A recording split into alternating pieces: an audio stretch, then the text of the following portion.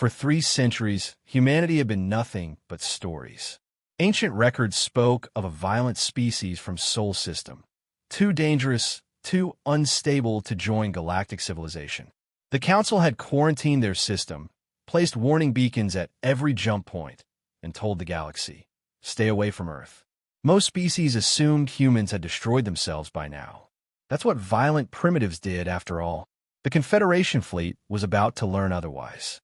Unidentified vessels emerging from hyperspace, the sensor officer reported. Configuration, unknown. Profile matches no known species. Admiral Korthvin of the Confederation dreadnought Eternal Glory studied the tactical display with growing unease. 15 ships had appeared at the edge of the system, blocky, inelegant things that looked more like flying fortresses than proper warships. Attempt standard hailing protocols, he ordered. The response came immediately, and the translator struggled with the language before locking onto an ancient diplomatic database. This is Captain Anderson of the United Earth Space Force, 3rd Expeditionary Fleet. We're here for our colony. Korthvin's 3 hearts skipped. Humans? You're supposed to be extinct. Or quarantined. Or, we got better. Anderson's voice carried an edge. Now about our colony. The one you annexed 6 months ago and renamed Prosperity District 12. New Avalon was an independent settlement. They requested Confederation protection. They requested trade. You brought warships and declared them citizens without asking. A pause. We're here to correct that mistake. Korthvin pulled up the fleet analysis. 15 human ships against his battle group of 43 vessels, including 2 dreadnoughts. The math was absurd. Captain Anderson, you're outnumbered 3-1. Withdraw peacefully and wheel. The human weapons weren't energy-based or particle beams. They were kinetic, chunks of metal accelerated to impossible velocities by magnetic coils. Primitive technology, 3,000 years old. Except the humans had perfected it. Railgun slugs punched through Confederation shields like tissue paper. They'd calculated shield frequencies from 3 months of passive scanning, found every weakness, exploited every gap.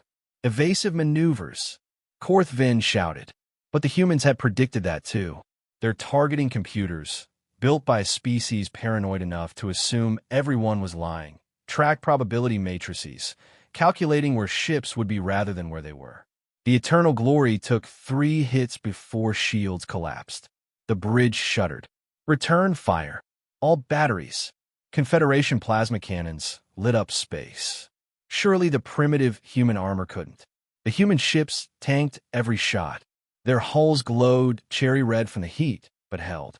Because humans had learned metallurgy the hard way, through war, disaster, and trial and error that killed millions before they got it right. How are they still functional? Someone screamed. Because humans built redundant systems.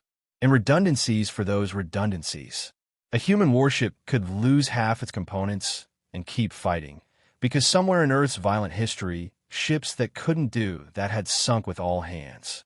Sir, they're transmitting again. Anderson's voice returned. You have 2 options. Return New Avalon to independence with full reparations, or find out what 3 centuries of weapons development looks like. We had a lot of time to think about what we'd do if someone messed with our people. Korthvin looked at his tactical display. 7 Confederation ships were already disabled. The humans hadn't even deployed whatever their capital ships carried. How did you get so advanced in isolation? We didn't. Anderson's tone was grim. We stayed exactly who we've always been, violent, paranoid survivors who learned to turn every disadvantage into a weapon. You thought quarantining us would keep the galaxy safe. The lead human battleships' main guns powered up, energy readings off the scale. You just gave us 300 years to prepare for when we came back. Korthvin's hand hovered over the surrender beacon. New Avalon's independence will be recognized immediately. Smart choice, Admiral. The human fleet departed 2 hours later with their colonists, leaving the Confederation to explain how 15 primitive ships had humiliated their finest battle group. The Council's emergency session lasted 6 minutes. Motion to lift Earth's quarantine. Unanimous approval. Motion to offer humanity council membership. Unanimous approval. Motion to never, ever make them angry again. Extremely unanimous approval. Because legends, it turned out, were legends for a reason. And